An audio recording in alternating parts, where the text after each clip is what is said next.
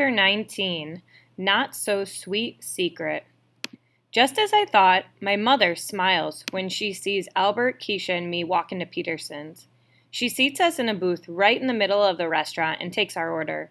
Keisha sits next to me, and Albert fills a good part of the seat across from us. "So," Keisha begins, "thanks for inviting us for ice cream." "You're welcome." "Must be cool to come here every day," she says. "Is the ice cream free?" Albert asks. "Mom doesn't let me have ice cream more than once a week. And it isn't free, but we get it for half off, I think," I tell them. Albert fidgets a bit. "So, do either of you ever miss Miss Hall?" "Our old teacher, Mrs. Hall?" I say. "She was okay, but I like Mr. Daniels way more. He's nice." "He is," Keisha says. "Goofy, but in a good way." "Yeah," I say. "I do not think he is a trusting person," Albert says. "Mr. Daniels?" I ask. Albert rubs his palms on the top of his jeans. "He inquired about my bruises. I think he hypothesized that they came from my parents. Then I had to speak to the school psychologist." He shifts in his seat. "My parents rescue insects and arachnids from our home, taking them outside rather than killing them. It's illogical for my parents to have spiders and hit their own son. To save spiders and hit their own son." I look over at Keisha, hoping she knows what to say. She doesn't. I take a deep breath. "Well, Albert, even I've wondered where those bruises come from." His voice is quiet, like a boy, not a robot version of one. "There's a group of boys. I meet them many days after school." "You meet them?" Keisha asks. "Well, no," he says. "They meet me." "I'm sorry," I say. He nods once and then stares at the floor. "Can't you tell anyone?" I ask. Albert shrugs. "Well, do you at least hit them back?" Keisha asks. "I don't believe in violence. And anyway, it seems to me that big kids would get the blame in a fight. No one's going to think a big kid like me didn't start it, so they would assume I give the punches, not receive them." He stares at his vanilla ice cream and then looks up, maybe a little happier. "This reminds me of ice cream on Ellis Island." "You may have a skull full of brains, but again, Albert, no sense," Keisha says. "When immigrants came to America through Ellis Island, they would sometimes get ice cream for a treat, but they didn't recognize ice cream. They thought it was butter, so they spread it on toast." We laugh. "I think this is like that. Those boys just think I'm a fighter, so they, well, fight me." "No, Albert," Keisha says. "They think you won't fight. They think you'll just keep being their punching bag. That's why they fight you." His eyebrows scrunch up. "Albert, this is no joke," Keisha says. "They leave nasty marks on you. Don't your parents get mad? My mother would hunt down anyone who did that to me." "My father is busy with his inventions, and my mother has other things to worry about." "You should ask them for help," I say. I think Keisha is right. He shrugs. "I don't want help. I should be able to solve this." "Albert," Keisha says, her dark eyes wide and angry. "You can solve this. Just don't let those boys pound on you. You said you're bigger than they are." "Yes, I call them fire ants. A group of small beings that can become overwhelming." I laugh, but I'm sad on the inside. "No, seriously, Albert." Keisha is downright mad now. "Teach them a lesson. Hit them back." "I don't think it is within my nature to hit someone. I will not meet violence with violence. I won't stoop to their level." "Stoop to their level?" I ask. "If I act like them, I am no better," he says. "Well, I say this is like trying to give Jello a spine," Keisha says. Albert squints, which makes me wonder if he's actually mad. "Some of the most lethal creatures on Earth are invertebrates." "Don't throw that science at me," Keisha says. All I know is that you need to stick up for yourself. If you just let them do that, it's like telling them it's okay. Albert stays quiet. Keisha's voice is no longer soft. I just don't get it, Albert. What in the world would it take for you to fight back? Albert looks upset. I know Keisha's trying to help him, but I think it's like throwing him an anchor for a life jacket. So, Albert, you've always liked science? I ask, trying to get another conversation going, but Keisha gasps and looks at the ceiling, frustrated with Albert. Yes, Albert says. But, Allie, I would like to ask you a question. Sure, go ahead. Shay is not kind to many people, but I have observed that she is the most unkind to you, and I don't understand it. Do you know why? Yeah, Keisha says. She really does seem to have it in for you. Yeah, well... Oh, is there a story? Keisha says. I just love a good story. There's no story. I won the art award last year. She was mad about that. Oh no, there's more of a story, all right. Now spill it. Let's just say she holds grudges. Spill it. Use the word grudges, and there has got to be a really good story. Well, on my second day here last year, I'd bought a bag of cheese crackers at lunch. I was assigned to sit next to her, which she wasn't so happy about. I was almost done with my sandwich when she grabbed the bag of crackers from the table and ripped them open and ate them. Are you kidding? She did that? I nod. I really don't want to finish the story. She is unbelievable, Keisha says, shaking her head. Anyway, I kind of had this habit of doing things without thinking. Well, I pause. I used to do it even more than I do now. So when she took a piece of cake out of her lunchbox, I reached over, sunk my fingernails through the frosting, grabbed a hunk, and stuffed it in my mouth. Keisha hangs over the table laughing while Albert looks like I stuck him with a pin. You did that? He asks, wide-eyed. And then... I really don't want to tell them this. While I licked the frosting off my fingers, I asked her, so how do you like that? I cringe when I think of Shay's face, totally surprised, followed by looking at me like I was a disease on 2 feet.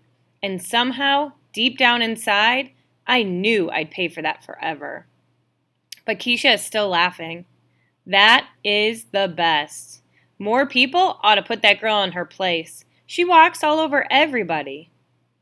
I kind of think out loud. She thought I was a freak. She deserved it, just taking her food like that. Are you kidding? Well, the thing was, I say, and then I stop because I can't quite push out the rest. I was mad that she'd eaten my crackers, but when lunch was over, I reached into my jacket pocket and found mine. Keisha laughs loud and long while Albert raises his eyebrows. Wait, Albert says. She didn't actually eat yours? I shake my head. So, she thinks you grabbed a hunk of her cake for no reason, Keisha asks. Yeah, kind of, yeah. Keisha's laughter gets even louder, just as my mother is looking across the restaurant, giving me the look. Keisha leans against me and says, okay, I admit it, that is the best story I've heard in my whole long life, Allie Nickerson. If I didn't love you already for that flower thing you pulled, I think I may love you for that. Chapter 20. Is this a good thing? I hear the front door slam and Travis calls for me. He sounds happy. I mean really happy. He appears in the doorway of my room. Guess what? What? I ask, but he doesn't answer. He just stands there with a big dumb grin on his face.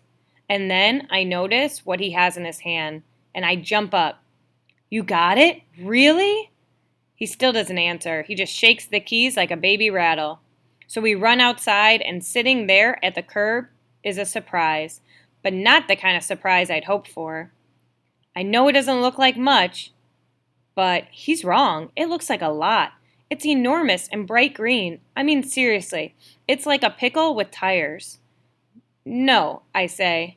It's cool. You can't lie to me, Squirt. I know you too well. Why are there lines on it? I ask, leaning in. Oh, well, I guess the guy that had the car painted it with a brush instead of a spray gun. I'll have to sand that out and strip the chrome on the side. But the engine's good. It's gonna fly. The only way this thing is going to fly is if he straps it to a giant balloon. A sketchbook picture is already drawing itself in my head. And there are no computers in a car this old, just a man and his machine. I look up. Is that really a good thing? He shoves me a little. You'll love it when I can take us places. To the beach? Six Flags? I look up quick. Really? Wherever you want to go, Squirt. I had never imagined that his car would be our car, that he would take me places. You want to take it out with me now? Sure. Am I pushing or pulling? You're going to be sorry you dissed this beauty, I'm telling you. You've got to be loyal to your car. Travis, you do know it's only a car, right? Only a car? He asks. Only a car? He runs to the other side and slides in. He unlocks the door for me, and I get in too. It's a big bench seat.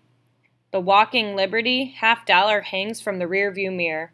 It makes me feel like Dad and Grandpa are here with us.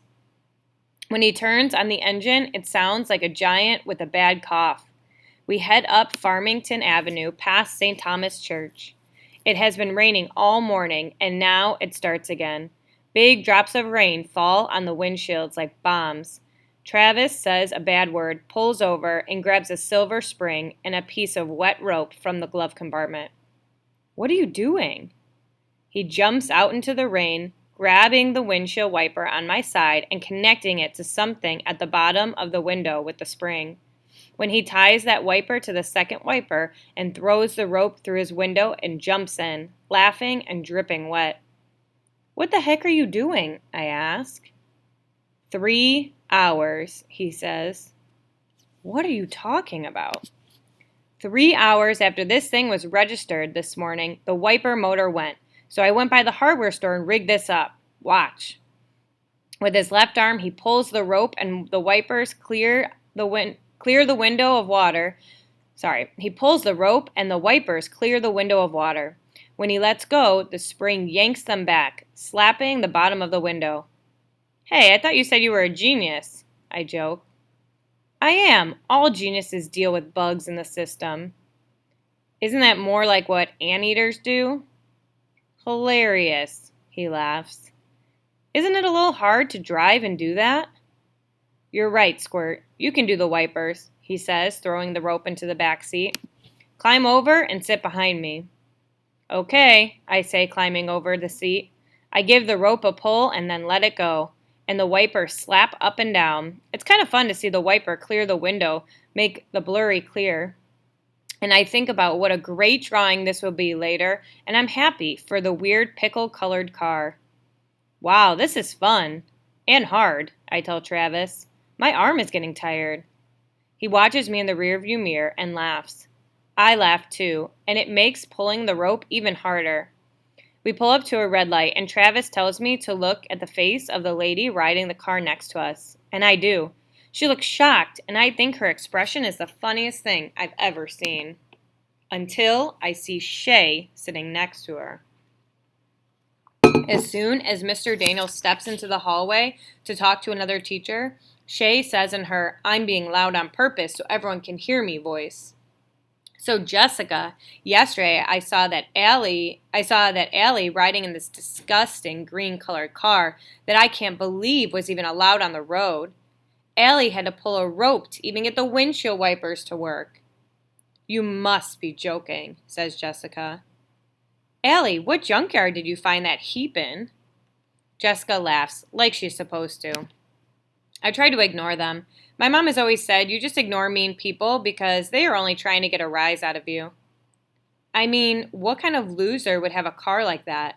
Probably the only thing your mother can afford. Finally, I can't take it. It's my brother Travis's car, and it is not a loser car.